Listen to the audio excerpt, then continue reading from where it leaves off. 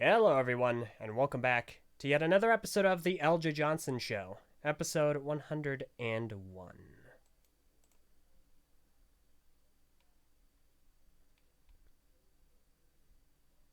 Hello, everyone.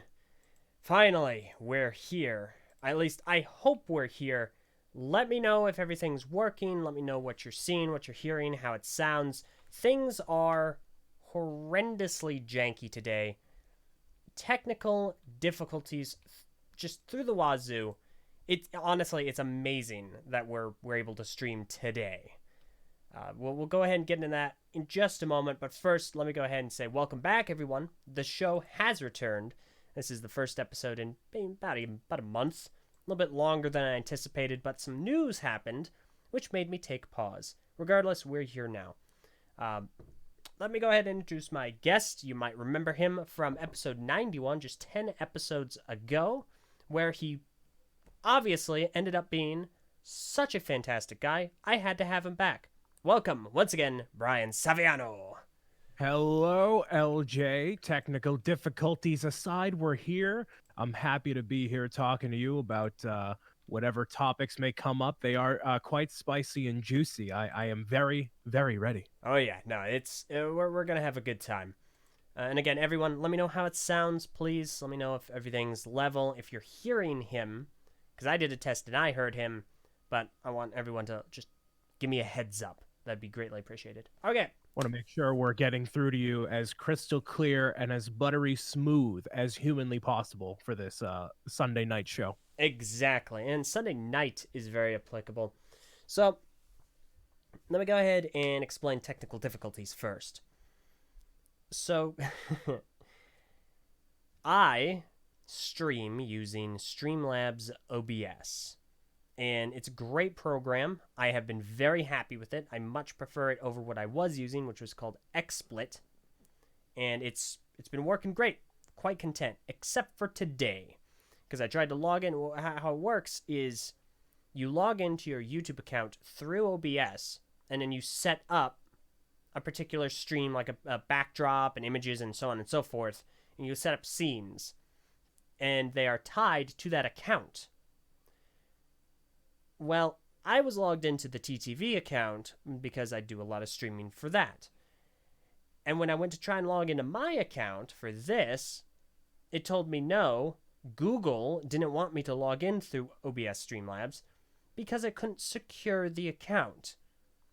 Thankfully, Brian here actually told me about a different way to stream it, and so all I had to do was go through the nonsensical, irritating procedure of setting up a rudimentary version of the stream, which is why you're not seeing the Discord images or the Discord voice did you call me circles. Ryan? No, I said Brian. I thought you said Ryan. Huh. If I did, it was a Freudian slip. If anyone wants to confirm in the chat, I just want to make sure that my branding is on point. You know. Here. B.O.B. Bricks O'Brien. There it is. Hey, there we go. So, B.O.B. over here. He showed me how to stream a different way than I was used to. So it's really thanks to him that we're able to do this today at all. So thanks, Patting man. myself on the back from Boston. All right, I got it. Yeah. You're welcome. So yeah, very irritating. Apparently, Streamlabs is looking into it, I guess. And it's just one of many reasons why I do not like Google and find it to be an abhorrent company. And we're going to get into that today. So. But first, a word from our sponsor. No, I'm just kidding. We don't have sponsors. This is brought to you by Audible. Go to audible.com. No, don't go to I wish. Don't go to Audible until LJ actually has a sponsorship from them.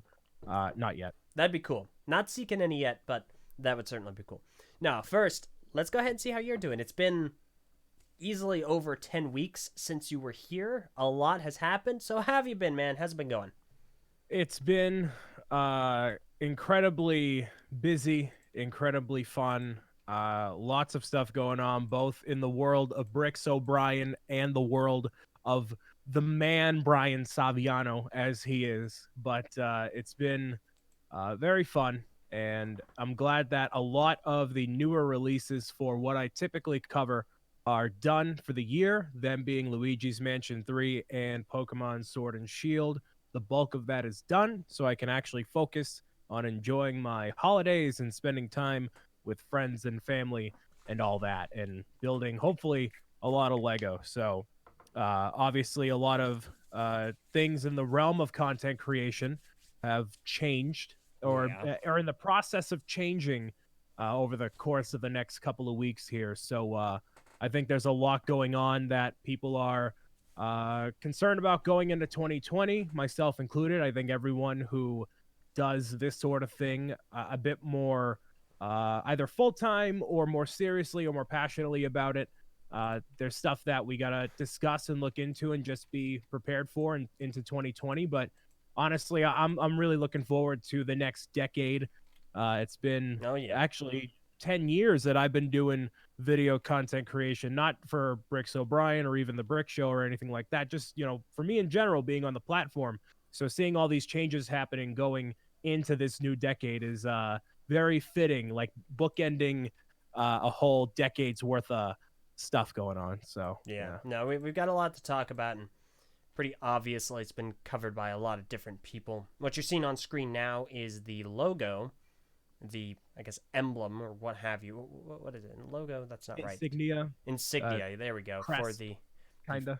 the Federal Trade Commission. It's the FTC. It is a branch of the United States government. Or not a branch. Correction. It is an agency. It is a part of the United States government. And I'm here to tell you today, the FTC, at least right now, isn't the enemy. Which is a shocker. No. The true enemy is Google. Dun dun dun. So let's go ahead and get into that. Yeah, to recap, everyone, YouTube, Google screwed up massively. They broke a law called COPPA. It's a made law in like 2000, so it's been in effect for about 2 decades. 1998 to be precise. I think that's when it was introduced, but it was only ratified in 2000. Fair enough. Yeah, but either way, it's been been around for a while, and it basically prevents companies or people online from gathering information for profit from children without their parents' consent. YouTube broke that law pretty substantially.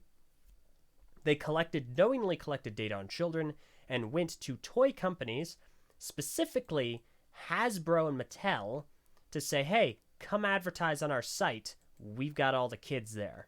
Here's their information. And the FTC found out about it. They sued YouTube, Google, settlement to the tune of about $170 or so million. And Google said, we're sorry, we won't do it again, but our creators might. And so they shifted all the responsibility onto everyone on the platform. So if you're a child-friendly content creator, you have to designate either your channel or your videos as such. What does that count as? Here's some vague guidelines. Good luck. And if you don't, or you're found to be in violation, enjoy a nice hefty $42,000 fine per video. So, I want your take on this, Brian. I don't think I've seen what you have thought about this yet, but what are your optics on all this? So I've obviously, as someone who's done it for a while and is genuinely curious about like the nuts and bolts of these situations, I always love looking into how corporate entities handle things and how individual people talk about things, just because everybody has a different outlook in interpreting information and whatnot. You want to be as well rounded as you possibly can be. So anytime I've seen a creator that I enjoy make a video about COPPA, which has been pretty much all the big guns from even in the Lego community and beyond, I try to watch it and just kind of soak it all in and see what people think of it. I haven't made a video on it specifically because I've been taking in all that information, and part of that, in me not saying anything myself, is just because my audience I know is very young, that a lot of them are under 13. They're using their parents' YouTube accounts that, these kids did not make. They willingly lied about their age because that's what we all do when we're young on the internet. That's how it ends up being. So a lot of them didn't and don't understand what the severity of the situation could be. And part of it isn't really of their concern to an extent. You can't have someone who, your general Lego fan, let's say an 8-year-old kid, why is it of their concern about COPPA and discussing law and legislation and fines and the FTC like that? They don't care. They just want to see Lego videos. So I haven't said anything on it because I don't want to sound like a broken record. I don't want to have all this information go over other people's heads. But obviously, me being on your show, I want to have a platform to say what I feel and hopefully educate a few other people too, because it's something that's going to change YouTube and really the internet like forever in terms of content creation. And there's so many layers to this situation and so many things that people are I don't want to say fear mongering, but there are definitely people who are keeping the worst ramifications in mind when they're making content. So the biggest thing I've seen is people who don't do this as a career. So people typically who, they upload a regular brick film or they just upload gaming videos every once in a while. It has a lot of those types of people worried that, they're going to get this, $42,000 fine or something like that. Or, oh, I have this account that I don't have access to. How am I going to be able to get this video marked as for kids? I don't want to get sued. I don't want the government and all this.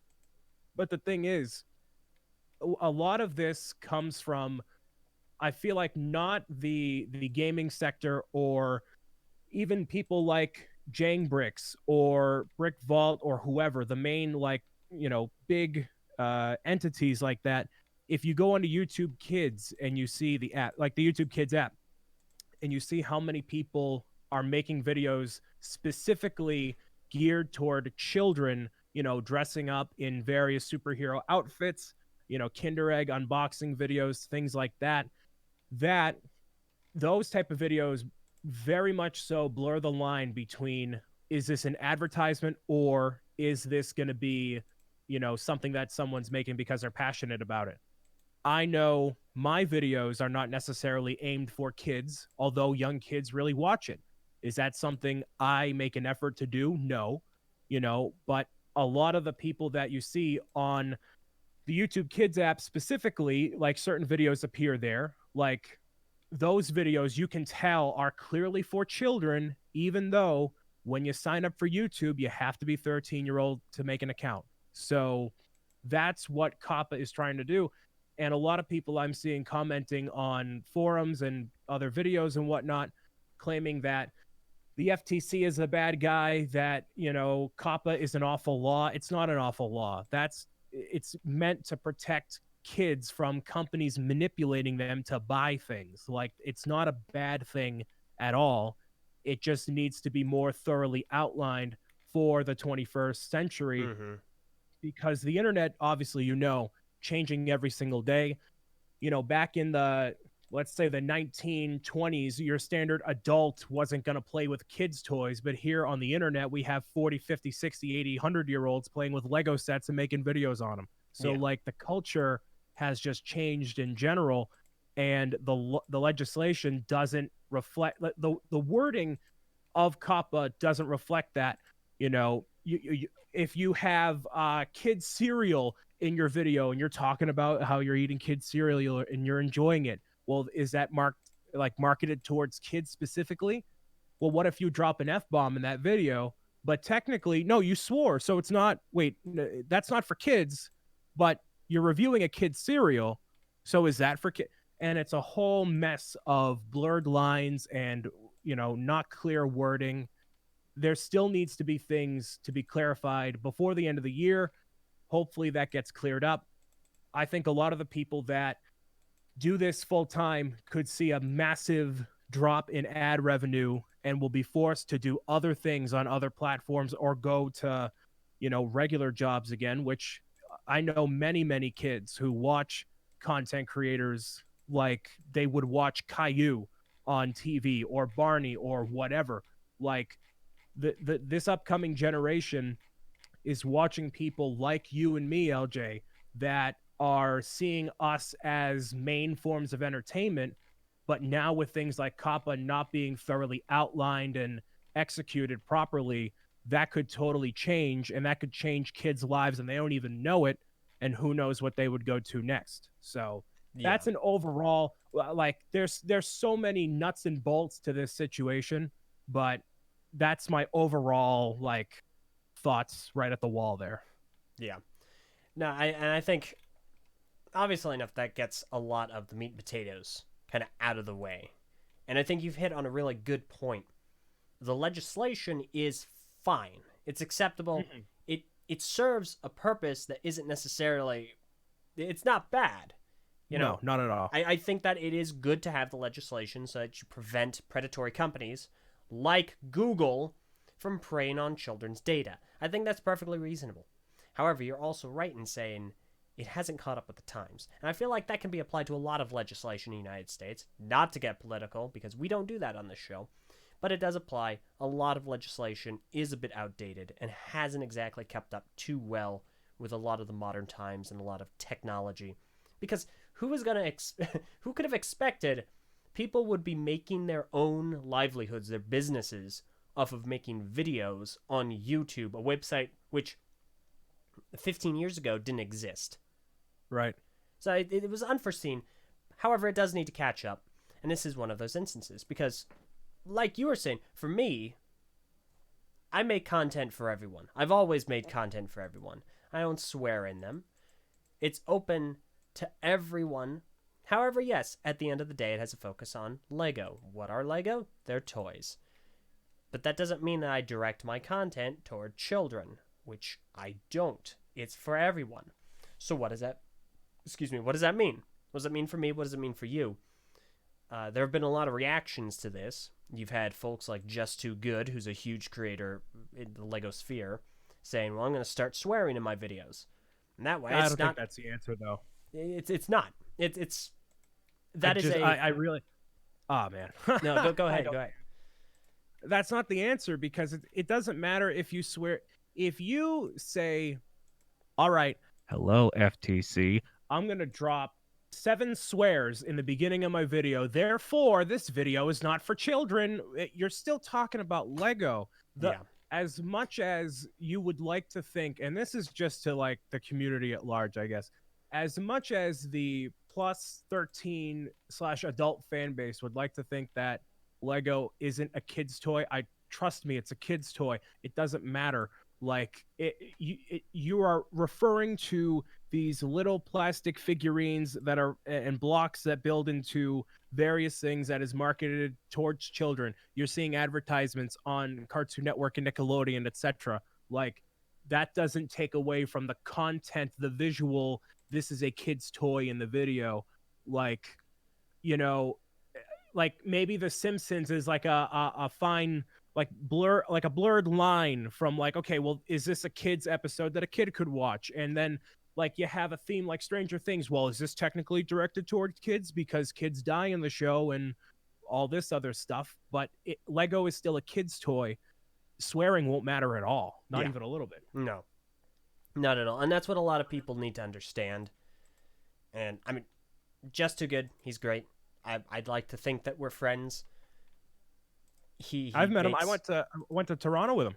Oh, well, fantastic. Yeah. I mean, I didn't really talk to him. We didn't really talk to each other directly, but, you know, hey. Yeah. No, I didn't even know he went. But no, he's a great guy. That being said, this is an emotional reaction right out the gate. It is a knee-jerk emotional response that hasn't been given a lot of thought. He's not the only one who's thought this. And to anyone listening that does still think this, you need to stop thinking this way. I don't like to be like, oh, listen to me. I have the right opinion. No, that's not the problem here. The issue is, it's not going to help you. And the penalty for getting this wrong is $42,000 a video. So let me touch on that for a half second. Go for it. So something that the FTC said in a blog post referring to COPPA as a follow-up, they said that, you know, when you get a fine from the FTC, part of it will, the initial number was $42,000, but the penalty can vary based on the size of your business. is what the wording was.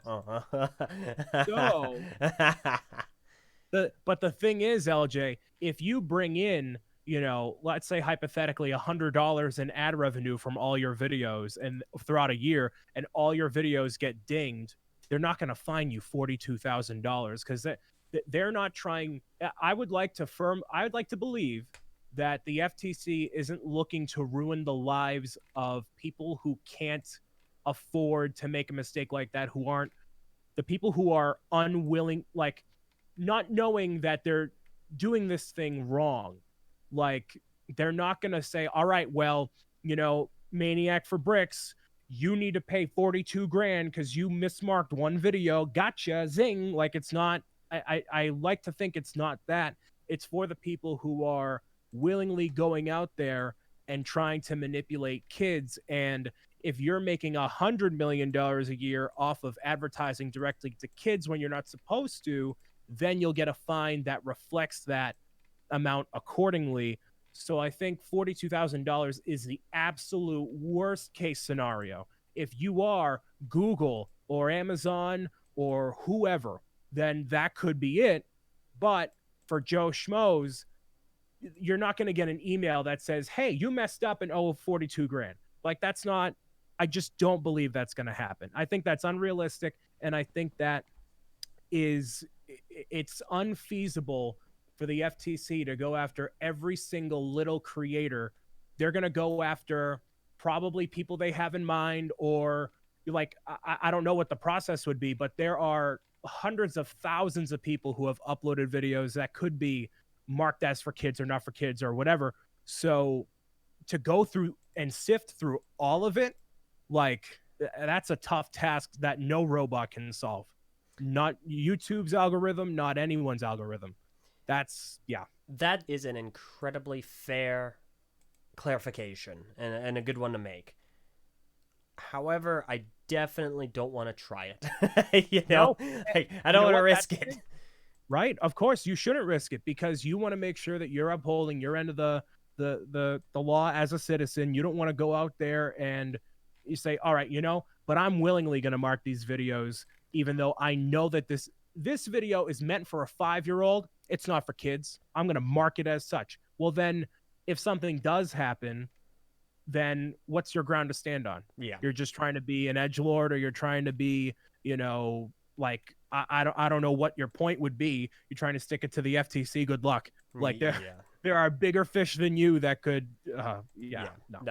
My concerns are really one of the spokespeople for the FTC. I don't know his exact position in the organization, but he has been quoted saying, I refer back to the old adage of fish in a barrel. YouTube is the barrel, creators are fish, which is right. Something he said at a press conference, which obviously has a lot of people concerned. I think for a government organization to say something like that, to have that level of hostility, I'm greatly concerned by it. Yeah, and I was too at first.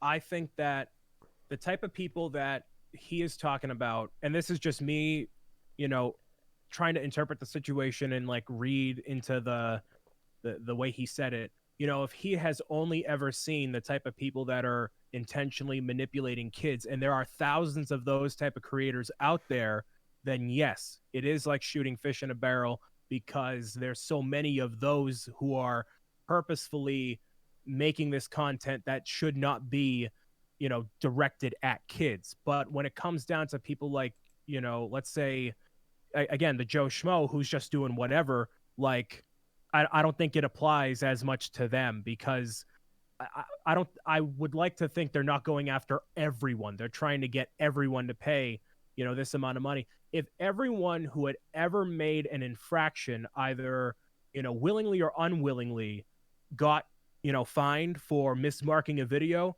the government would be out of debt. The United States would literally be out of debt with how much money the FTC would make from all of those claims. And we all know that's not going to happen. So certainly not. So people are obviously, and rightfully so, reacting emotionally. It's just a thing of, you have to take it as it comes, and, Yeah, people. Oh man. Yeah. Now, I think because it's so vague, because there's so much uncertainty, I don't think anyone should be trying to risk this because we need more clarification. We need to wait and see what's going to happen. Because, yeah, obviously enough, we all know that Lego is a for everyone product. It is a kid's toy primarily, but it's a for everyone product. Of course. We know that. Unfortunately, context is not something that government agencies pay a lot of close attention to a lot of the time. And I don't know yet if the FTC is going to pay attention to context. So, They allegedly will, allegedly, but well, but it's just it's not something that January. You're not going to wake up at a New Year's Day 2020 and see, bam, all right, here's 15,000 emails from the FTC about this and whatnot.